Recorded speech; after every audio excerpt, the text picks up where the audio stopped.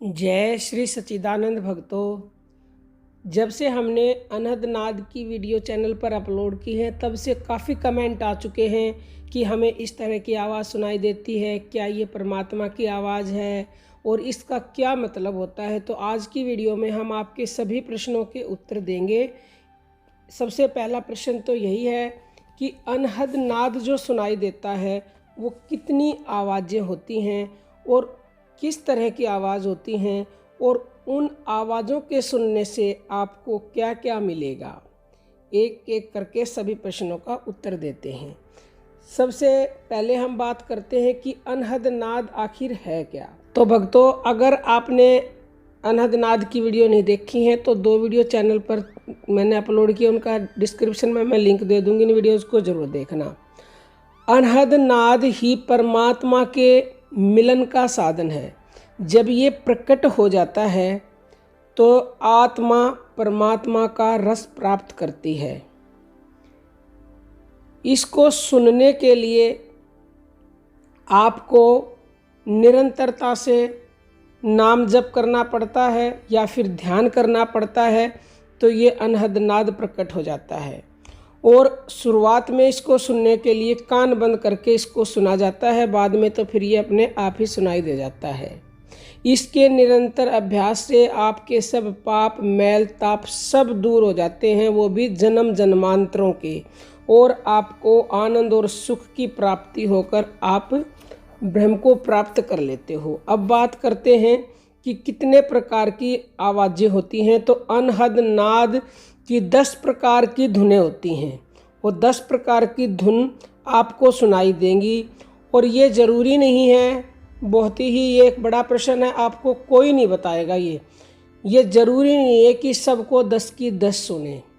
सबका अपना अलग प्रारब्ध होता है। प्रारब्ध पे निर्भर करता है कि हो सकता है आपका मन पहली धुन के साथ ही लय हो जाए, और जैसे ही मन उस धुन के साथ लय होता है तो आप परमात्मा से का मिलन कर लेते हैं, परमात्मा को प्राप्त कर लेते हैं। और किसी को हो सकता है 10 की 10 सुनने के बाद भी ना हो, सबका अपना प्रारब्ध है ना। तो अब हम आपको ये भी बता देते हैं कि सबको ज़रूरी नहीं है कि ऐसी ही आवाज़ सुनाई दे, कुछ डिफरेंट भी हो सकती है, क्योंकि हमारे पास ऐसे कमेंट आ रहे हैं। ये संतों ने, ऋषियों ने, महात्माओं ने अपने अनुभव बताए हैं और ये अनुभव थोड़े बहुत अलग भी हो सकते हैं। तो पहली जो धुन है वो धुन होती है सन्नाटे की, थोड़ी सी चिन चिन की, और कभी कभी पहली आवाज़ झिंगुर जैसी भी लगती है। उसमें आपको जो पहली धुन होती है उसके होने से कुछ भी नहीं होगा आपको, मतलब आप सामान्य रहोगे। ये उसका मतलब जो हम बता रहे हैं कि उनसे क्या मिलेगा, साथ में बता रहे हैं। अब जो दूसरे नंबर की धुन होती है वो होती है झनकार जैसी।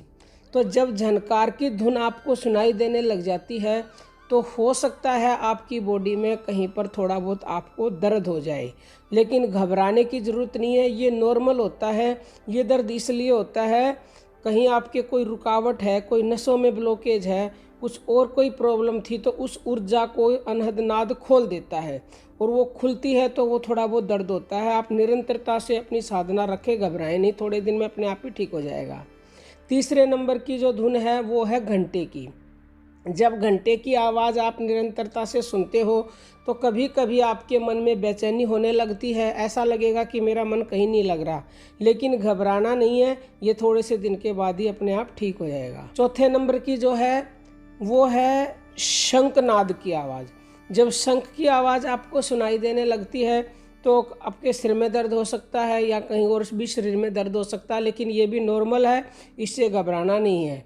नंबर 5 की जो धुन है वो है वीणा की।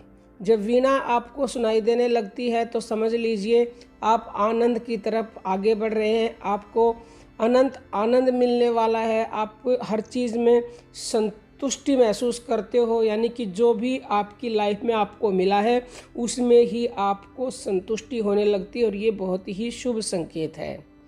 नंबर 6 है ताल। जब ताल की धुन आपको सुनाई देने लगती है तो आप पूरी तरह से आनंदित रहने लगते हो, हर समय खुश रहने लगते हो।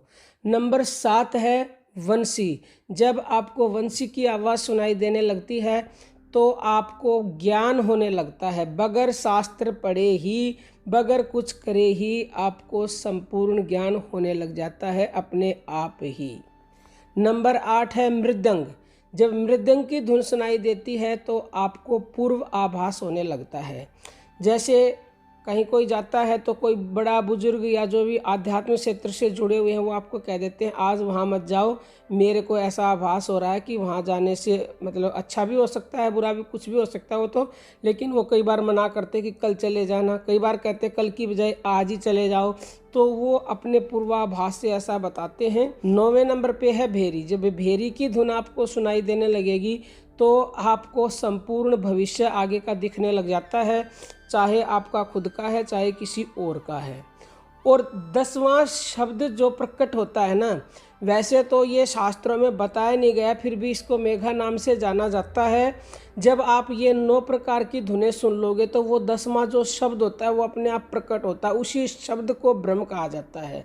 जब वो मेघा जैसे मेघ की आवाज़ होती है इस तरह की आवाज़ आपको सुनाई देने लग जाए तो आपको पूरा ब्रह्म ज्ञान हो जाएगा और आप ब्रह्म में लीन हो जाओगे, एकाकार हो जाओगे, परमात्मा की प्राप्ति आप कर लोगे। ये सारी धुनें इस तरह से हैं भक्तों, जैसे अलमारी है, अलमारी में एक लॉकर है, लॉकर में एक और लॉकर है, लॉकर में एक और लॉकर है, लॉकर में एक और लॉकर है, यानी कि अनेक लॉकरों में वो शब्द छिपा बैठा है, जिस शब्द को परमात्मा भी कहा जाता है, नाम भी कहा जाता है।